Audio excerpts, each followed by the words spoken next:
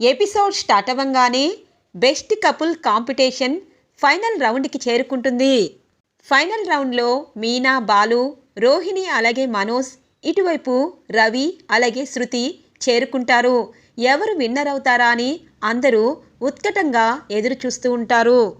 ప్రభావతి అంటుంది, మనోజ్ రోహిణినే గెలుస్తారు, కావాలంటే చూడండి, అన్ని రౌండ్లో చక్కగా పాస్ అయిపోయారు అనగానే, ఏ మీనా బాలు గెలవరని అనుకుంటున్నావా అని అంటారు సత్యం.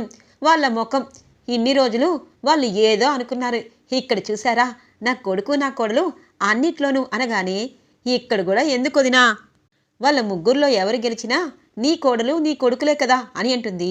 ఇక కామాక్షి, అమ్మ చెల్లమ్మ నీకున్న బుద్ధి కూడా ఇదిగో ప్రభాకి లేదు, అందుకే స్టేజ్ పైనే పడిపోయింది అనగానే, నన్ను ఎక్కిరిస్తున్నారేంటి, మీరే కదా తుమ్మారు అని అంటుంది.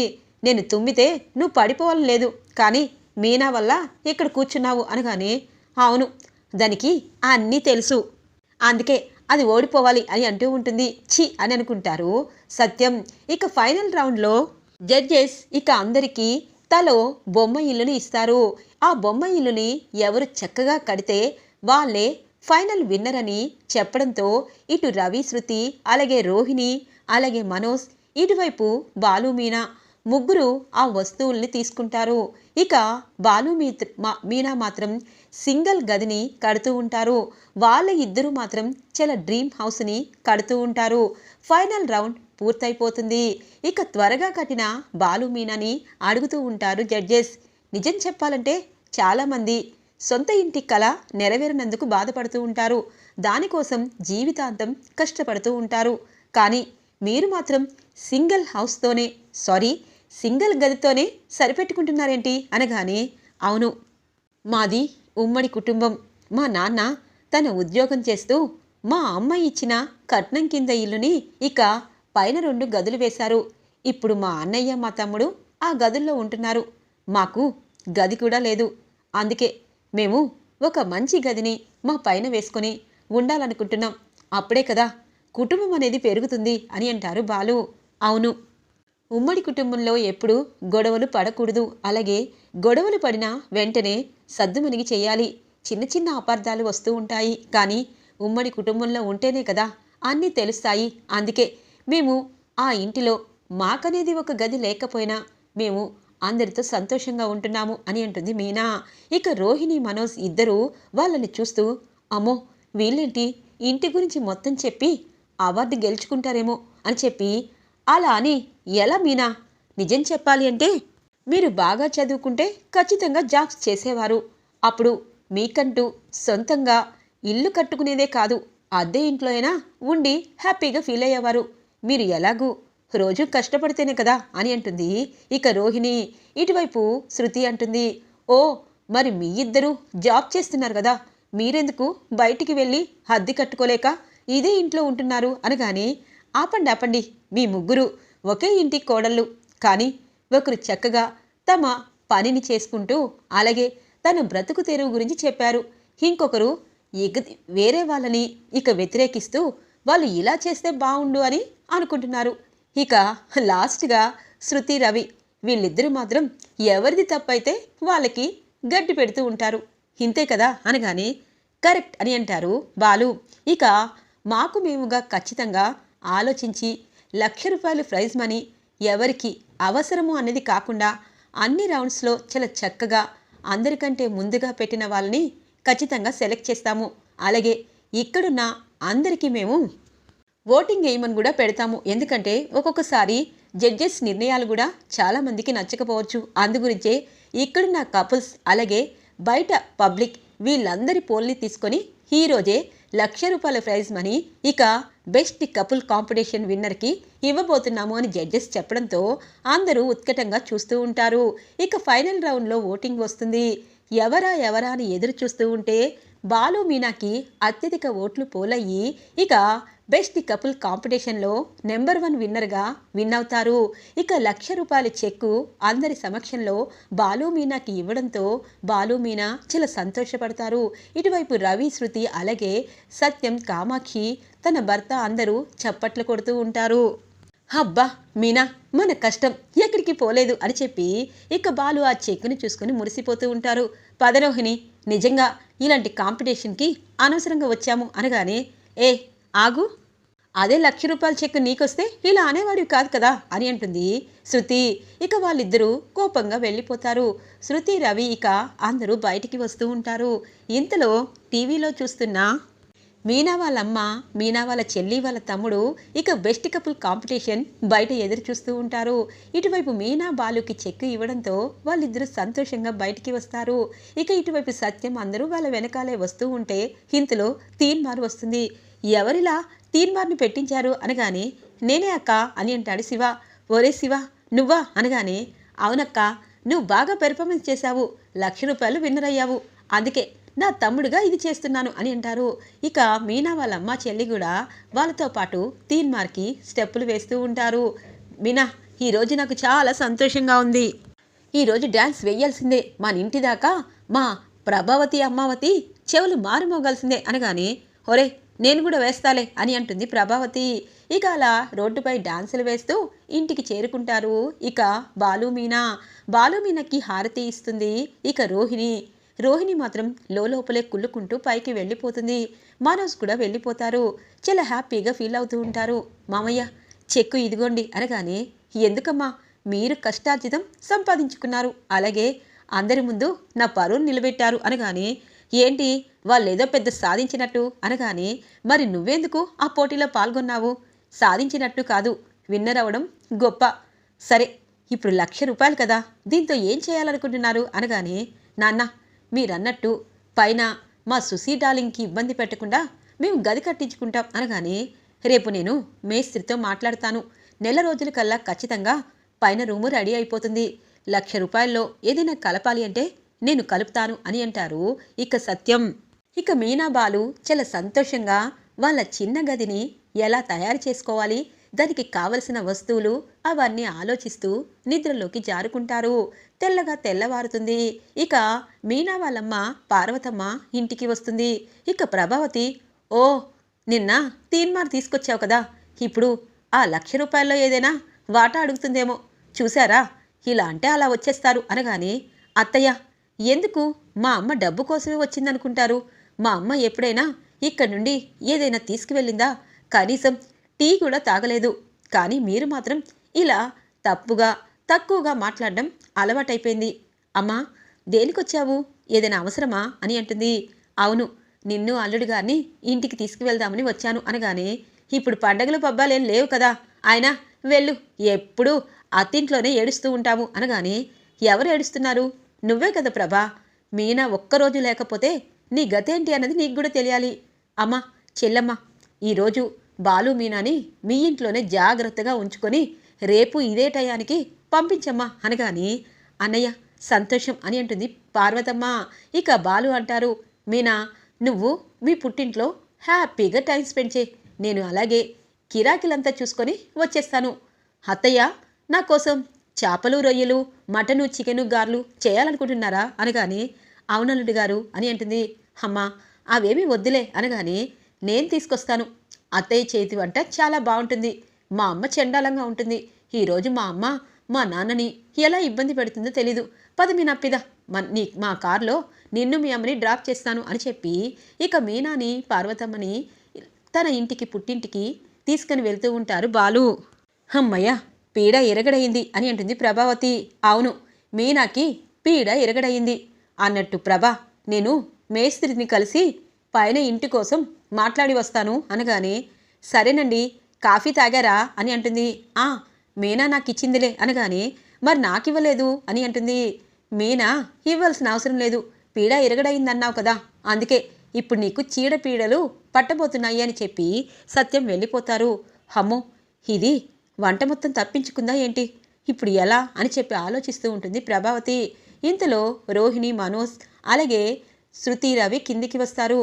ఆంటీ, ఆంటీ, ఏంటి డల్గా ఉన్నారు, ఇంత పొద్దునే అయినా మీనా కాఫీ ఇవ్వలేదా అనగానే ఇక శృతి అంటుంది, మీనా కాఫీ కావాలి అని అంటూ ఉంటుంది శృతి. మీనా, లేదమ్మా, పొద్దునే తన పుట్టింటికి వెళ్ళిపోయింది అనగానే, అవునా, అమ్మయ్య, వదినికి ఈరోజు రెస్ట్ దొరికిందిలే. శృతి, బయట మంచి కాఫీ షాప్కి తీసుకువెళ్తాను అనగానే సరే రవి వెళ్దాం పదా అని అంటుంది ఇక శృతి. ఇటు మనోజ్ అమ్మా నువ్వే నాకు కాఫీ ఇవ్వు అనగానే ఒరేయ్ దున్నపోతూ నాకు నడి విరిగిపోయి నేను చేస్తుంటే కాఫీ కావాలా? ఏ రోహిణి నువ్వు కాఫీ కలపలేవా అనగానే అత్తయ్య నేను కాఫీ చేస్తే కుడితి నీళ్ళు అంటారు కదా, అందుకే నాకు రాదు. మీరే చేసుకోండి మీ అబ్బాయికి అని అంటుంది. ఏంటమ్మా మా అబ్బాయి అంటున్నావు అనగానే అవును మీ అబ్బాయికి కనీసం వాల్యూస్ నేర్పించలేదు. డబ్బు ఆశే గాని డబ్బు చేతిలో ఉంచుకోవడం తెలీదు. ఇప్పుడు ఇలా మీకు ఎన్నన్నా మనోజ్ మనోజ్ అంటూ ఉంటారు. మరి మనోజ్ గురించి మీరేం ఆలోచించారు? నేనైతే నా భర్తగా తనకి అన్ని సపోర్ట్లు చేస్తున్నాను. ఇప్పుడు కాఫీలు టీలు ఇవ్వాలంటే కుదరదు అనగానే రోహిణి ఏంటి మీనాలాగా మాట్లాడుతున్నావు అనగానే అత్తయ్య మీనాలా నేనెప్పుడు మాట్లాడాను? మీనాలా ఎప్పుడు మాట్లాడడం కుదరదు. పాపం ఎన్నన్నా మీనా వంట చాలా రుచిగా చేస్తుంది, మాటలు కూడా పడుతుంది. రా మనోజ్ బయట కాఫీ తాగుదాము అని చెప్పి వెళ్ళిపోతుంది రోహిణి మనోజ్ని తీసుకువెళ్ళి. అమ్మో ఆ మీనాని వీళ్ళు పొగుడుతున్నారా తిడుతున్నారా? ఇప్పుడు నాకు కనీసం కాఫీ నీళ్ళు ఇచ్చేవాళ్ళు కూడా లేదు. అదేంటో అని చెప్పి మూలుగుతూ కాఫీ చేసుకుంటుంది ప్రభావతి. ఇది ఇలా ఉండగా ఇక శివ అన్నీ తీసుకొస్తాడు. అక్క నువ్వు ఇంటికి వచ్చినందుకు నాకు చాలా సంతోషం అనగానే ఒరే శివ ఆ గుణ దగ్గరికి వెళ్ళట్లేదు కదా, ఈ సంవత్సరం నీ చదువు పూర్తవుతుంది. అలాగే సుమతికి కూడా పెళ్లి చేయాలని గుర్తుందా అనగానే అక్క నేను జాబ్ చేస్తానన్నాను కదా, ఇంతకీ బావ భోజనం టయానికి వచ్చేస్తాడా అనగానే వస్తాడులేవే, అమ్మ చేసిన వంట అంటే ఆయనకి చాలా ఇష్టం అనగానే ఇంతకీ 1,00,000 రూపాయలు వచ్చాయి కదా ఏం చేస్తావమ్మా అనగానే పైన రూమ్ వేస్తానమ్మా, ఇక 1 నెలలో రూమ్ పూర్తయిపోతే చక్కగా గృహప్రవేశం కూడా చేస్తాము అనగానే ఏంటి మీ అక్క ఇంకా ఆ ఇంట్లోయేనా మీ అత్తయ్య అంటే చాలా చిరాకు అనగానే ఒరే మా అత్తయ్య మా ఆయన గురించి మాట్లాడావంటే బాగోదు. చూడు శివ చక్కగా చదువుకొని పద్ధతిగా ఉంటే ఎక్కడైనా విలువ ఉంటుంది. ఒకవేళ చదువుకొని కూడా బుద్ధి లేకుండా ఉంటే వాల్యూ ఉండదు అని అంటుంది మీనా. ఇక పార్వతమ్మ వంట మొత్తం పూర్తి చేస్తుంది. ఇటువైపు బాలు వస్తారు. బాలు హబ్బా మీనా గుమగుమలాడిపోతుంది, ఈరోజు ఒక పట్టు పట్టాల్సిందే అనగానే ఏవండి ఈరోజు క్యారేజ్ కడుతున్నాను, అత్తయ్య మామయ్య ఇంట్లో ఉన్నారు కదా, అలాగే అత్తయ్యకి నిన్న స్టేజ్ పైన నడుం పట్టేసింది, వంట చేసుకోలేరు. ఇక వాళ్ళు రోహిణి మనోజ్ శృతి రవి బయట తినేస్తారు, వాళ్ళు ఇంట్లో వంట చేయరు, అందుకే వాళ్ళ మట్టికి క్యారియర్ కట్టాను ఇచ్చేసి రండి అనగానే చూశారా అత్తయ్య మీనా ఇక్కడ ఉన్న మా అమ్మ మా నాన్న కోసం ఆలోచిస్తూ ఉంటుంది. మా అమ్మ అనగానే ఏమండి నేను పుట్టింట్లో అత్తింటి కోసం చెప్పకపోయినా మీరు మాత్రం చెప్తారు, వెళ్ళి క్యారియర్ ఇచ్చిరండి, అత్తయ్య పాపం ఆకలికి ఉండలేరు అని అంటుంది. ఇక బాలు నవ్వుతూ ఇంటికి క్యారియర్ తీసుకొస్తారు. ఓ అమ్మావతి ఏం చేస్తున్నావు అనగానే ఏం చేస్తాను పడుకున్నాను, మీ నాన్న అనగానే బాలు వచ్చేసాలే అనగానే నాన్న కూర్చోండి అని అంటారు. ఏమైంది చేతిలో ఆ క్యారేజ్ ఏంటి అనగానే చూడు నీకు కాదులే మా నాన్నకి మీనా తన పుట్టింట్లో అన్ని రకాల వంటలు చేసి పంపించింది అనగానే చూసారా పుట్టింటి నుండి మీకు మాత్రమే పంపించిందంట, వాళ్ళ కుళ్ళు చూడు అనగానే ప్రభా బాలు ఏదో అంటే నువ్వు నిజంగా నమ్ముకుంటావు, ఒకవేళ వాళ్ళు ఇచ్చినా నువ్వు తినవు కదా అనగానే అదేంటి అలా అంటారు అని అంటుంది. ఓ తింటావన్నమాట అని అంటారు బాలు. తినక చేస్తానా ఏంటి, ముందు ఆకలేస్తుంది త్వరగా పెట్టు అనగానే ఇక క్యారియర్ ఓపెన్ చేసి అన్ని వడ్డిస్తాడు బాలు. ఆపగా తింటూ ఉంటుంది. చూసావా ఆకలి వేస్తే మీనా చేతి వంటే నీకు దిక్కవుతుంది, నాన్న భోజనం చేసి టాబ్లెట్ వేసుకోండి, నేను భోజనం చేయాలి, అలాగే మీనా సాయంత్రానికి ఇంటికి వస్తుందిలే, ఇదిగో ఈ అమ్మావతి ఇలా అవుతుందనే నాకు తెలుసు అని చెప్పి వెళ్ళిపోతారు బాలు. ఇక 2వ రోజు అవుతుంది. మీనా ఇంటికి వచ్చి పనులన్నీ చేస్తూ ఉంటుంది. ఇంతలో ఏ రోహిణి త్వరగా ఈ బట్టలు ఉతకవా అని అంటారు. అదేంటి నువ్వు ఎరుపు నలుపు తెలుపు అని స్వామీజీ చెప్పిన చొక్కాలు వేసుకుంటున్నావు, ఇవి నేను ఉతకడం ఏంటి అనగానే సరే మీనాకివ్వు ఉతుకుతుంది అనగానే సరే అని చెప్పి కిందికి వస్తుంది రోహిణి. మీనా కొంచెం ఈ బట్టలు ఉతకవా అని అంటుంది. మీనా ఉలకకుండా పలకకుండా అలాగే ఉంటుంది. ఏంటి మీనా ఇంట్లో అందరం కోడలమే, ఏ బట్టలు ఉతకవా అనగానే ఏ నేను కూడా కోడలనే కదా, అందుకే ఒక్క నిమిషం ఇక్కడే ఉండు అని చెప్పి ఇక తన బట్టల్ని అలాగే బాలు బట్టల్ని తీసుకొచ్చి రోహిణి ఈ బట్టలు ఉతకవా అని అంటుంది. మీనా అనగానే రోహిణి ఏ నీకు పేరుంది, నాకు పేరుంది. ఈ ఇంట్లో నువ్వు కోడలివే, నేను కోడలివే. అసలు నీకు కనీసం బుద్ధి, జ్ఞానం, సిగ్గు అలాంటి ఏమైనా ఉన్నాయా అనగానే, ఏ ఏంటే నీకంటే పెద్ద కోడలు అనగానే, పెద్ద కోడలే కానీ పెద్దరికంగా ఉండాలి. కానీ ఎప్పుడు చూసినా నేనే అన్నీ చేస్తున్నాను. మీరు మామయ్య ఈ ఇంటికి పెద్దవారు. మీరు ఎన్ని అన్నా నోటికి ఏది వచ్చి అది వాగినా సహిస్తున్నానని ఇక ఈవిడిగారు కూడా తన భర్త తన బట్టల్ని వేయడమేంటి? ఇప్పుడు మా ఆయన బట్టలు నా బట్టల్ని రోహిణి ఉతికి పార్లర్కి వెళ్ళమనండి. అప్పుడు నేను ఉతకాలో లేదో ఆలోచిస్తాను అనగానే, అవును మీనా, అవును. ఈ ఇంట్లో నీకు బాలుకి ఖచ్చితంగా మామయ్య గారి అండుందని రెచ్చిపోతున్నావు కదా అనగానే, అవును, మామయ్య గారి అండ ఉందని రెచ్చిపోతున్నాము. ఎందుకంటే ఒక్కరి కష్టం ఎప్పుడు మేము తినము, అలాగే దొంగతనాలు చేయము, గుడి ముందు ముష్టి ఎత్తుకోము. అలాగే అత్తయ్య ఇంటి పత్రాలు ఇస్తే నువ్వు బ్యూటీ పార్లర్ పెట్టావు. కానీ మాకేదైనా చేస్తున్నావని నువ్వు అనుకుంటున్నావా? చూడు రోహిణి, ఇప్పటిదాకా ఈ ఇంటి కోడళ్ళుగా చాలా పద్ధతిగా చాలా మర్యాద ఇచ్చాను. కానీ ఇకపై ఇవ్వాలనుకోవటం లేదు. నన్ను మీరు కించపరిస్తే నేను 10 రెట్లు కించపరుస్తాను. ఎందుకంటే నా భర్త నేను కష్టం చేసి బ్రతుకుతున్నాము, అలాగే ఒకరిపై ఆధారపడలేదు. ఇప్పుడు చెప్తున్నాను, శృతి అలాగే రవి, నువ్వు అలాగే మనోజ్ ముగ్గురం ఇంటి కోడళ్ళం. ఇంటి పనులు, ఇంటి బాధ్యతలు, అలాగే ఇంటి పరువు ప్రతిష్ట కోసం కూడా ఆలోచించాలి. అత్తయ్యకి మీరు మింగిన 40 లక్షలు, అలాగే నా నగలు తీసుకున్న 2 లక్షలు, నువ్వు బ్యూటీ పార్లర్ తాకట్టు పెట్టిన ఆ తాకట్టు డబ్బులు, అవన్నీ త్వరలో ఇవ్వాలని మా ఆయనతో చెప్తాను. అప్పుడు దానికి సమాధానం ఏముంటుందో అప్పుడు చెప్పండి అని చెప్పి వెళ్ళిపోతుంది. అమ్మో, ఇది మామూలుగా వాడుకోలేదు కదా, ఏమైంది రోహిణి, దాని సంగతి తెలుసు కదా అనగానే, అత్తయ్య సంగతి తెలుసంటే అని చెప్పి అంటుంది. రోహిణి, ఎందుకమ్మా అది పెద్ద పెద్ద మాటలు అంటుంది. నువ్వు ఒకదానికి కూడా సమాధానం చెప్పలేవు కూడా. ఇంకొక విషయం తెలుసా, త్వరగా బ్యూటీ పార్లర్లో వచ్చిన లాభంతా పక్కన పెట్టు, ఇంటి పత్రాలు ఖచ్చితంగా కావాల్సిందే అనగానే, అమ్మో, ఈవిడి గారికి అనవసరంగా నేను కెలుక్కున్నట్టయింది, అంతా మనోజ్ వల్లే అని చెప్పి కోపంగా వెళ్ళిపోతుంది రోహిణి. ఈరోజు రివ్యూ ఇంట్రెస్టింగ్గా ఎండ్ అవుతుంది ఫ్రెండ్స్. రాబోయే రివ్యూ కోసం మా ఛానల్ని సబ్స్క్రైబ్ చేసుకోండి.